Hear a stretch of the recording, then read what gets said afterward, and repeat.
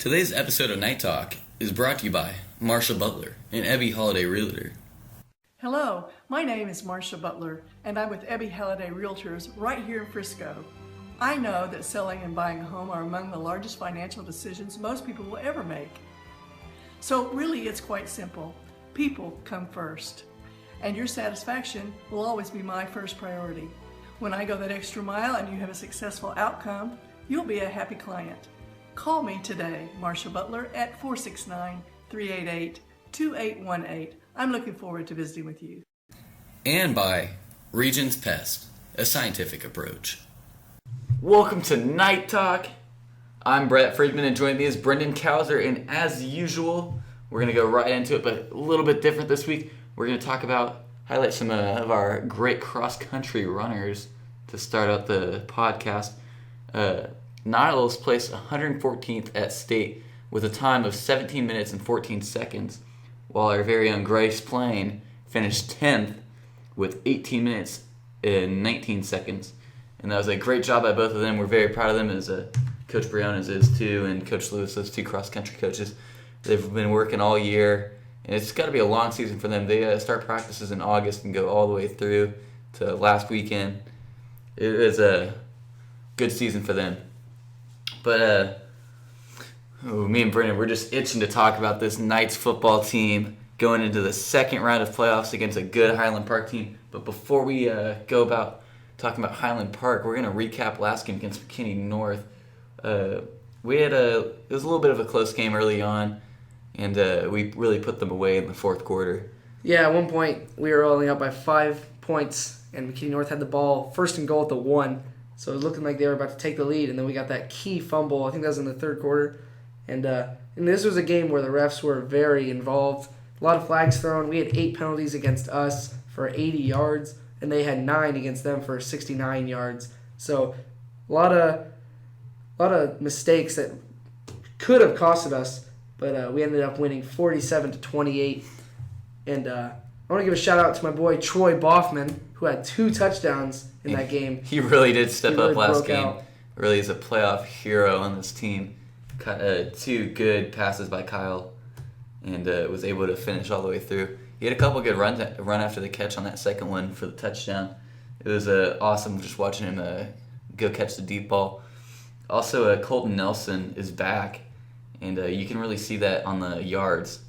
He had 10 receptions and 156 yards. Kyle was targeting him a lot. He had a long touchdown for 42 yards and 3 touchdowns. It was awesome to just watch him connect with Troy Boffman as well as Colton and some other receivers on this team. Yeah, let's talk about the day Kyle had. He was 25 for 36 for 413 yards and 6 touchdowns. MVP right there. That's unreal. Completion percentage of 69%. He was unstoppable, it seemed like. It seemed like McKinney North just didn't have an answer for him. Giving up 6 touchdowns to a quarterback. We really saw this team bounce back after that loss against Lone Star, and they've really come back strong. One thing we do have to talk about, though, is our struggling on the kicking game, Brendan. Oh, yes. We had a couple problems with that. Early on, I believe we missed the first point after attempt. We only scored 13 points in the first quarter, so that just shows you went 1 for 2 on extra points. Points, thanks. So that really, we also missed one early on in the Lone Star game, and that can really set you back early. And those are just some of the mistakes you can't make against a good team going up against McKinney North, but it didn't really affect us there.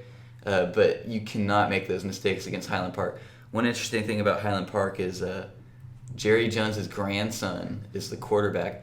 One of the biggest reasons we're playing at the Star is because Highland Park wants to make Jerry happy and play at the Star, put his quarterback in there, put him up against the Frisco team. So it's really going to be an interesting game. And how sweet would it be, Brendan, to beat Jerry Jones' grandson in his grandfather's facility? Yeah, that'd be pretty amazing. That's just kind of the mentality the coaches are going into this week with.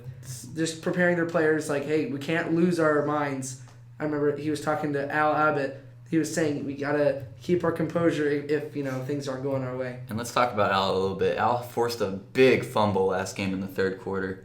McKinney North looked like they were on the road to coming back in the game, and Al just forced a huge fumble in the red zone. and it was just a big play by Al. Al's a very emotional leader on this defense, and he's one of my favorite people to watch on the defense, along with Ryan McCoy and Laura and Brungar as well. Ryan McCoy had a sack in the game. There was a key one. I believe it was on third down, Yeah. too. And Will McCollum had an interception in the end zone, which kind of sealed it. And so that's how that game went. And now we're going to go into this week playing against Highland Park, who's coming off a 70-2 victory. And Not very impressive, though, against Mansfield. It was pretty much expected to see Highland Park blow them out here in the first round of the playoffs. yeah, Mount Pleasant went into that game at 3-7. So they snuck in that little fourth spot that they have in the district. Yeah, and they got a safety on a blocked punt that went through the end zone, so their offense just didn't really do anything. And it looked like Highland Park's offense was doing a lot, putting up 70 points. So one thing Independence is going to want to do going into this game is keep this defense rolling. They've had a good showing against Lone Star as well as McKinney North now, and they just want to keep them high up, keep them ready for this next game against this tough Highland Park offense who has a lot of threats on the offense. We also need to work on kicking as well. Yes. We need to decide on a kicker. We have Parker Guler in there at some points as well as Ryan Houston's in there a little bit every now and then. so we just really need to work on the kicking game as well as kickoffs. We had some interesting kickoffs that some of them went our way, some of them didn't. It was although overall, just looking at the scoreboard though, it was a good game. It was a nice night to be a Knight. I like that, Brett. Thanks. So Colton Nelson's back, and he's a big target on the offense. And that's one of Kyle's favorite targets on and off the field. So we expect a lot out of him. And Al Abbott is just playing every game like it's his last, ever since the first game of the season. And he's just awesome to watch.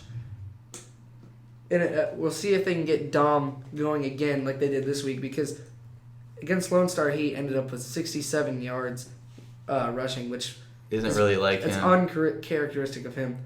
And then this week he came back with 235 total yards, and 133 of them were on the ground. So that was a good way to get him back into the swing of things, and we hope he can stay on that path this week.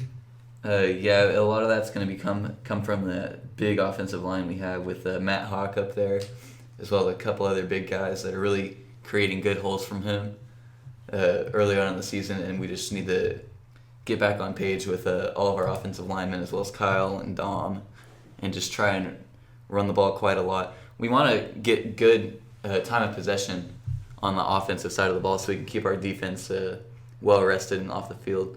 Kind of like what the Cowboys are doing, just keeping that offense on the field for a little bit longer, running the ball a little bit more, and getting that defense some rest so they can go up and contest this very good Highland Park offense with Jerry Jones' grandson at quarterback.